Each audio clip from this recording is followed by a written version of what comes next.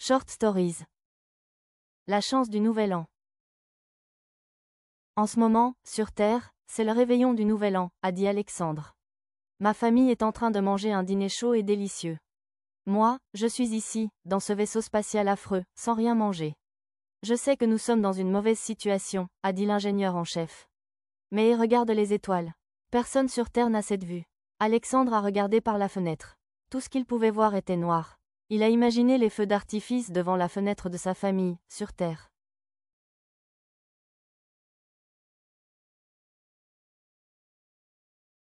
Quand j'ai été choisi pour cette mission, a dit Alexandre, je me suis senti chanceux. Ce n'était pas de la chance, a dit la capitaine, tout en continuant de travailler à son ordinateur. Je t'ai choisi parce que tu étais le meilleur. J'aurais préféré que non.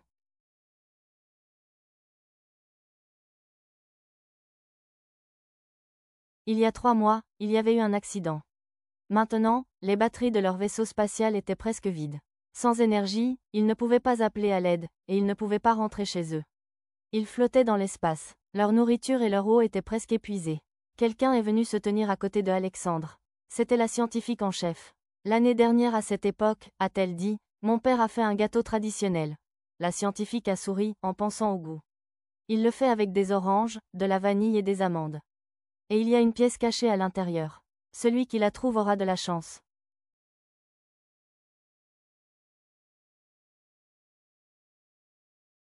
Tu as trouvé la pièce? A demandé Alexandre. Oui, Alexandre a souri et s'est tourné vers elle. Alors peut-être qu'il y a de l'espoir.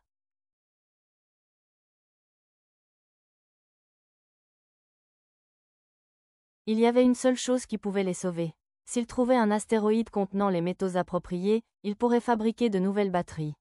C'était une chance sur 100. Le réveillon du Nouvel An a toujours été ma journée préférée, a dit l'ingénieur, qui était venu se tenir avec eux. Nous mangions 7, 9, parfois 12 plats différents. Poisson frais, porc rôti, salade de pommes de terre. Ça a l'air bon, a dit Alexandre. Et quoi d'autre?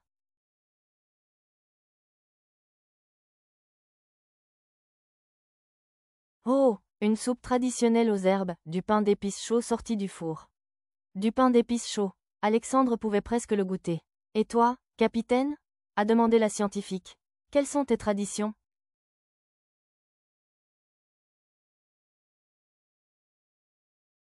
La capitaine a levé les yeux. Attrape, a-t-elle dit. Elle a pris quelque chose dans sa poche, et l'a jeté à Alexandre. C'était un morceau de métal hérissé. On fait fondre le métal et on le jette dans l'eau froide, a-t-elle dit. Chaque forme est unique. Certaines personnes croient que la forme prédit l'avenir. Malheureusement, capitaine, a dit Alexandre en riant, je pense que ça ressemble à une explosion.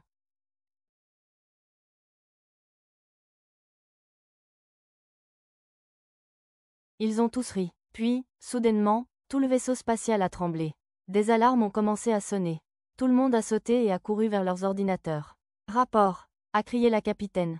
Nous avons détecté, a crié la scientifique.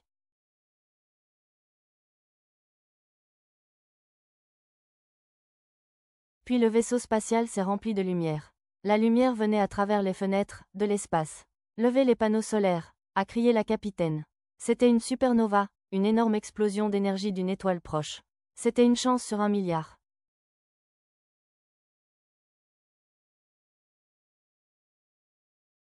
Un peu plus tard, tout l'équipage était ensemble, regardant par la fenêtre.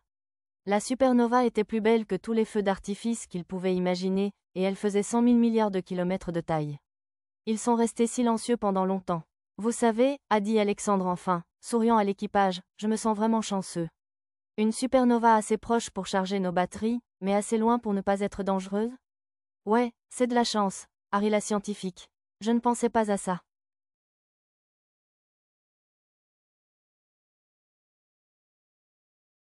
Translation